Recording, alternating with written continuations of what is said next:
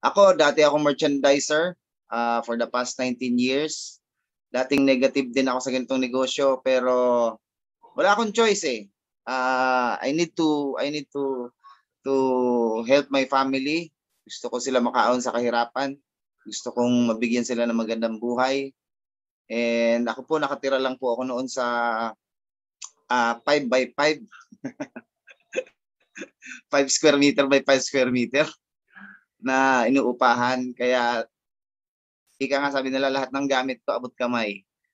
Lahat ng mga kailangan ko rin sa loob ng bahay abot kamay kasi landon na lahat. Kusina, banyo, higaan. Well, ano ba ang nabigay sa akin ng ganitong negosyo? Comfort. Comfort para sa pamilya mo. Pag-aral ko yung mga anak ko sa maayos sa eskwelahan. Nabigyan ko ng in a way, pag financial pinag-uusapan, napakalaking bagay kasi dati yung pang-araw-araw problema eh, no? Hindi man sobra-sobra, ladies and gentlemen, pero for me, this is the best choice na ginawa ko sa buhay ko. Hindi ako nakapagtapos ng pag-aaral kaya wala talaga akong choice, wala akong aasahan.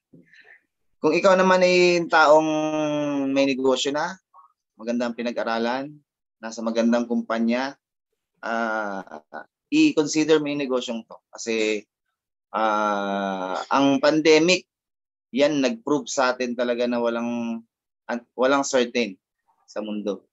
Kaya dapat lagi tayo nag-i-evolve, lagi tayo nag-a-adapt, and we try to do new things para sa atin din naman, no? Kaya itong presentation na to, umpisa pa lang to. I do suggest umpisan mo kagad kasi nakakatuwa, no, yung 3,500, dating 9,188. And guess what? Ang UCorp talagang tutulong talaga, no? And nag-open siya ng panibagong opportunity para sa mga less fortunate talaga, hindi talaga makakuha ng mataas na package 9,188. Pero ang good news yun, guys, kasi yung 3,500, tignan nyo 3,500, kumita ka or hindi ka kumita, nag-option ka mag-upgrade, you can upgrade it to 9,188 to have a higher income potential. Kaya yung 3,500, wag mo talagang palalampasin. Ano ba naman yung 3,500? Tama?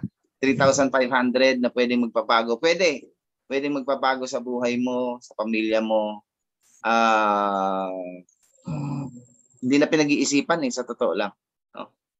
Naglabas kami ng 9,188, 7 accounts pa. No? Ganun namin nakikita yung UCorp. Napakalaki. For us na wala rin, yung 7 accounts na 9,188 to have a maximum potential income, napakalaki nun.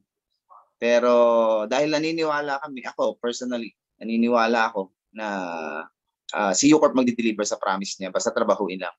And guess what? I did it. 7 accounts. After 5 months, hit my first 1 million. And after another 2 months, got my brand new Ford Ranger.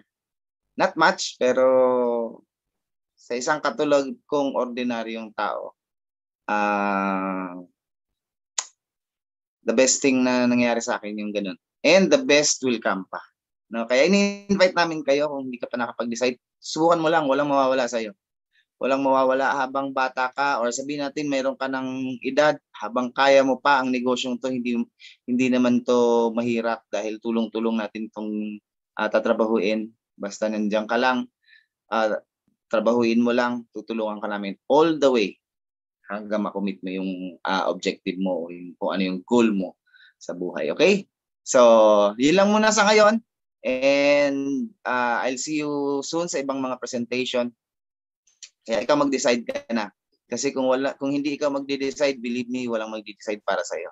Kung hindi ikaw ang gagawa, sinong gagawa? Kung hindi ikaw magde-desisyon, sino magde-desisyon? At kung hindi ngayon yan, kailan yan? 3,500 lang naman yan. Tama? Kaya guys, thank you. Push ka na, 3,500. Entry mo na yan. And believe me, yan yung pinakamagandang mangyayari sa buhay. Thank you po. God bless sa inyong lahat.